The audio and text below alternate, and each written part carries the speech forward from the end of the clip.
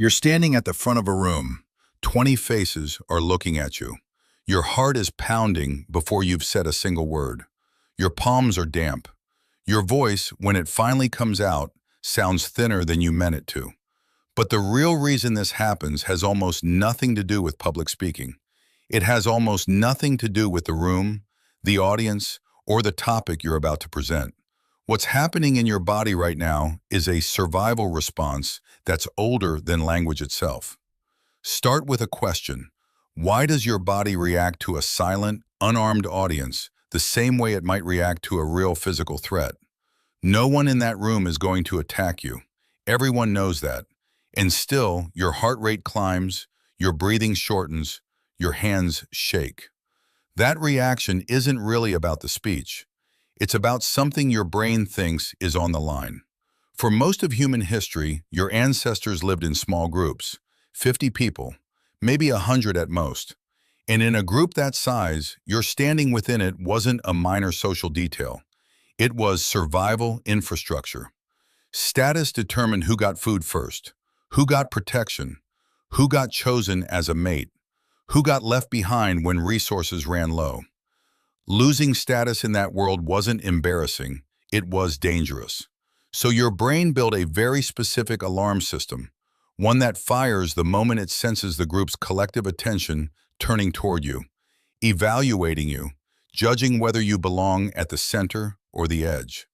That alarm doesn't know the difference between a hunting party sizing you up and a conference room waiting for your slides to load. Both situations trigger the same ancient circuitry. All eyes on you. Evaluation happening. Alarm on.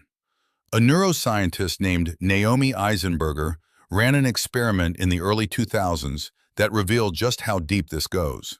She had participants play a simple ball-tossing game while lying in a brain scanner, believing they were playing with two other real people online. At some point, the other players stopped throwing the ball to them. They were excluded, left out. What Eisenberger found was striking. The brain regions that lit up during this social exclusion were the same regions that activate during physical pain.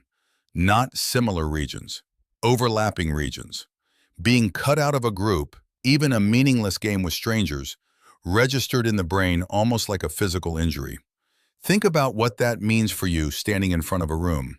Every second you spend up there, some old part of your brain is scanning for the possibility of exactly that. Exclusion, rejection, being judged and found lacking.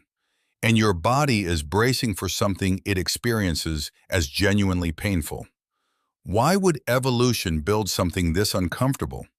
Because comfort was never the goal. Alertness was. A biologist named Robert Sapolsky spent decades studying wild baboon troops in Kenya, and he found something that mirrors human anxiety with uncomfortable precision.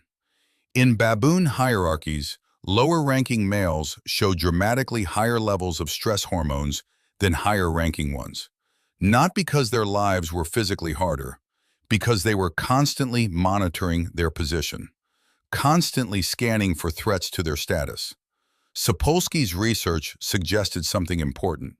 Chronic stress in social primates often comes not from immediate danger, but from uncertainty about your place in the group. Sound familiar? Standing at the front of a room, waiting to speak, is uncertainty about your place in the group, condensed into 90 seconds. Here's where it gets stranger. You'd think, if this system exists to keep you safe, it would only activate around real danger.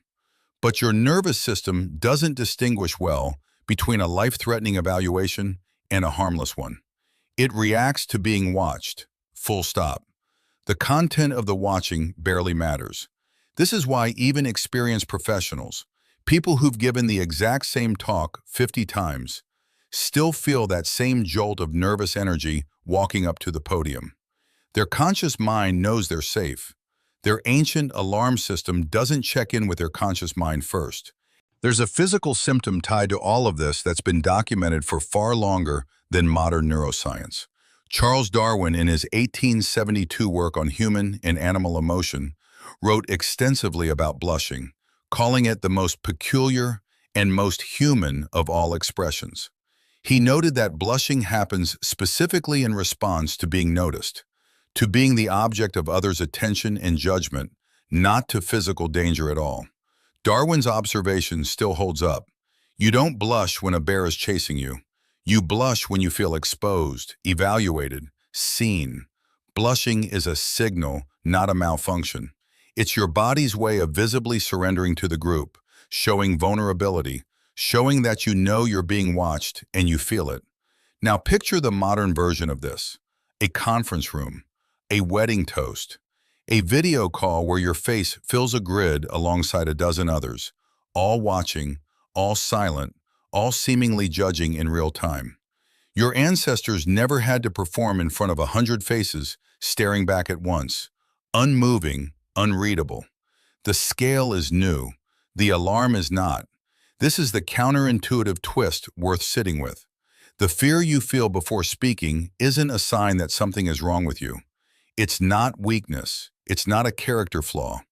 It's your social brain doing exactly the job it evolved to do, at exactly the volume it was built to do it at, using ancient hardware for a completely unprecedented modern situation. Your ancestors who felt nothing when facing group scrutiny, who felt no anxiety about being judged by their tribe, were often the ones who got careless, who said the wrong thing to the wrong person at the wrong moment, who lost allies, who got quietly pushed toward the edges of the group when resources were scarce. The ones who felt that flutter of fear, who took the moment seriously, who prepared, who chose their words carefully, they tended to keep their place. They tended to survive. So in a strange way, the discomfort you feel before speaking is inherited from the ones who cared enough to feel it. That doesn't make it pleasant. It doesn't make the shaking hands or the racing heart feel any better in the moment, but it reframes what's happening. You're not broken. You're not uniquely bad at this. You are running a very old, very serious piece of software, one built across millions of years to protect your place among people who mattered to your survival. And it's firing in a context your ancestors never could have imagined.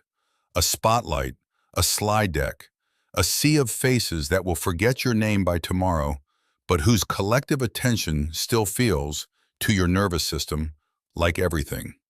There's something almost reassuring in that, once you sit with it. The anxious flutter before you speak isn't your body failing you. It's your body remembering, in its own clumsy way, that belonging used to be everything. That being watched used to mean something was at stake.